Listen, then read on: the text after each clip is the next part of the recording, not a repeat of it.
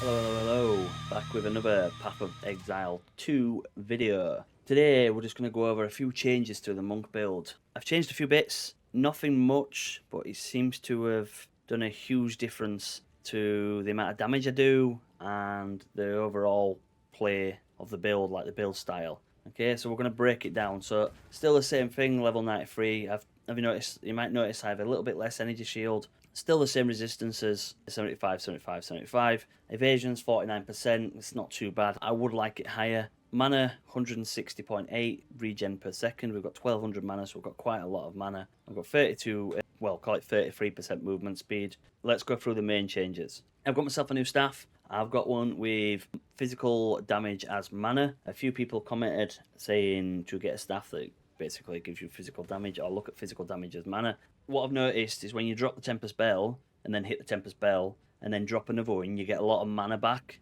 based on your physical damage. 21% attack speed, flat stats across there. The only thing this could have been better is obviously get rid of the stun duration. The stun duration, maybe if that would have been like crit damage or anything like that. I'm too scared to val it. I don't want to val it just in case I basically brick it and then I ain't got another pot staff because I sold my other one for 7 divines. I've corrupted basically all my armor, so this is the same except to give an extra set socket. I've changed to an evasion and an energy shield head, which gives me rarity and critical hit chance as well as lightning resistance. Boots I've swapped from 35% down to 30% to give me some more dexterity and lightning resistance and a bit more stun threshold. Still the same amulet, except I've got rid of spaghettification and changed it to overwhelming strike, which gives me 20% hit chance, 20% crit damage bonus, 20% stun build up with critical hits. So that's the same. Again, I want to val this, but I'm a bit scared. I was able to get a higher ingenuity belt. I've gone from 54% to 69%. I'm currently trying to sell my 54%, but it seems like the price of them are dropping quite significantly,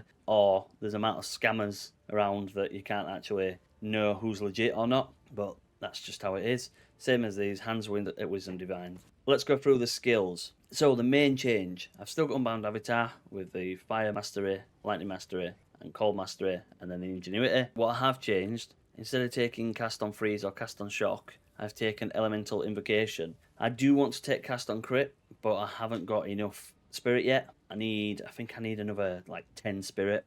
So in Elemental Invocation, as you can see here, it says gain 12 energy when you freeze, free energy when you ignite, and then free energy when you shock. And then you've got 50% increased energy, and then maximum energy is 600, and then it consumes 10 energy per 0.1 seconds. And then when you put it to the top, you increase the maximum energy. What I have done is I have had a Cast on Winter chain, which allows me to add more across it. So instead of it being free, it ends up having I can have 5. Impetus, which gives me a 40% increased energy, and then energy retention, which means that when they triggered it, I have 35% chance to refund a half energy cost. So basically what happens is when you get to a boss, you drop the bell, hit it 4 times, hit Elemental Invocation, hit Unbound Avatar, and the boss's health just disappears. Okay, and then if you need to drop another bell, you drop another bell, and then you get your mana back, and then you hit again, drop another bell, and then just repeat this. And I found that my DPS, even though this number in total is lower,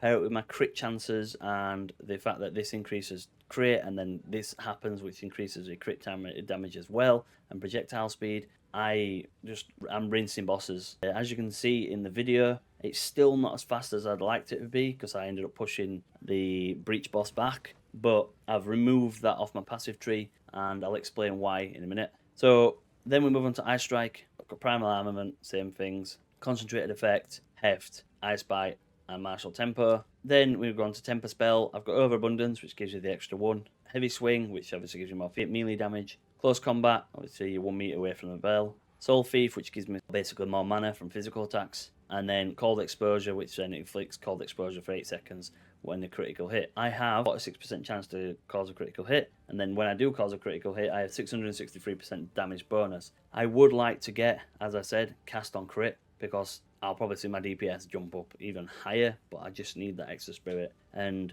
the only way I could get that is by having an evasion and an energy shield chest piece, but to try and find them for a reasonable price, it's quite difficult, especially with some of the stats that I want. They're looking around about divine at the moment. I have 1, I'm broke. Me being able to Valorb my chest, which gave me 837 energy shield, allowed me to gain some extra spirit, which allowed me to put clarity and precision back onto Grim Feast, so therefore they've got a lot of mana regen, and then you've got your accuracy as well. So my mana regen, as you can see here, is 60% just from this alone. Pair that with my amulet, which gives me 74%.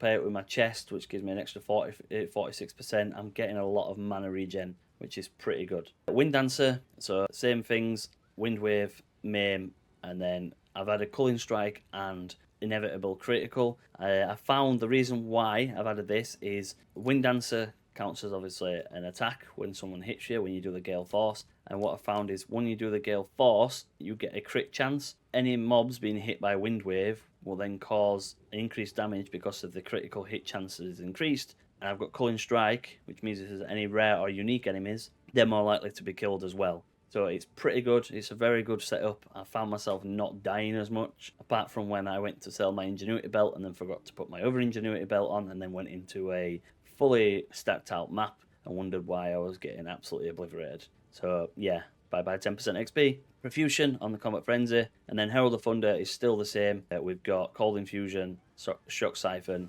Ambush, and Innovate. Herald of Ice is still the same. Lightning Infusion, Magnified Effect, Long Shot, and Super Critical, which gives you the extra critical damage bonus. Charge Staff, we've got Persistence, Overcharge, Conduction, Strip Away. This is a new bit. Exposure applied by support skills has % increased effect, and I found that having this on is able to like add a load of debuffs onto the bosses, which then is pretty good because as you can see the exposure here, there's a debuff that lowers the affected enemy's resistance to the corresponding damage type. So when you do Elemental Invocation, I'm finding that I'm getting like 5-6 stacks of like damage debuffs. And then Unbreakable, which is the highest threshold. Passive tree, not much has changed really, like in the structure of it.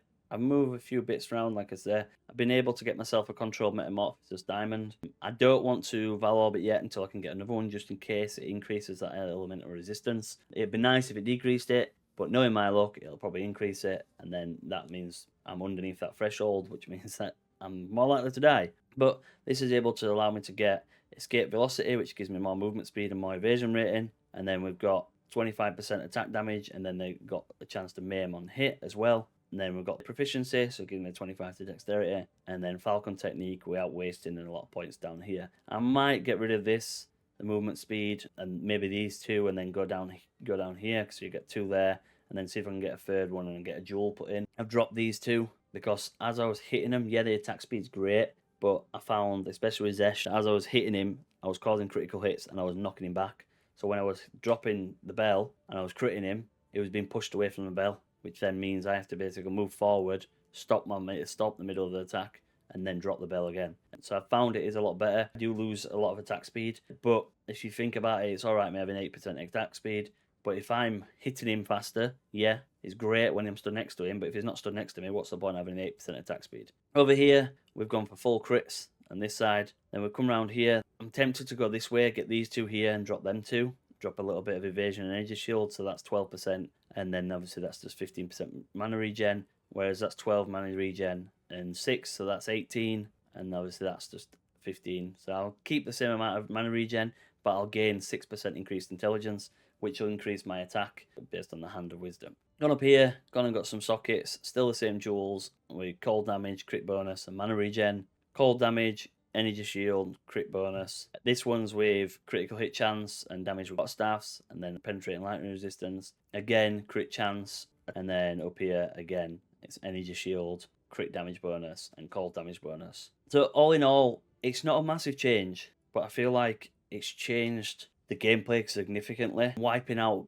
breaches so much easier and wiping out bosses so much easier. Yeah, my mana is a little bit more hungry than it should be. I don't like it compared to how I was when I had my other staff, where I was getting 24 or 30 some mana per enemy killed. But I'm finding that a lot of things are proccing a lot more. My Herald of Ice and Herald of Thunder are creating big explosions across the map. When I'm running Unbound Avatar and Elemental Invocation, the damage is insane. Like, even though DPS number is lower, I think I've only seen it hit about 800k, the damage, because of the crits, is just significantly higher. It plays a lot better, it's a lot stronger, and like the ad clear and the boss wipe is a lot faster. I think it's like, I'm sure I beat Xesht like 6 seconds faster than I did last time, which doesn't sound like a lot, but to say it was pushed backwards, I could have even got that down even quicker. Obviously, my aim is to try and beat Xesht under 10 seconds, which I will probably get eventually once I've got a little bit more gear. I want to change a few bits. I need some better rings, but these rings are too expensive to get rid of.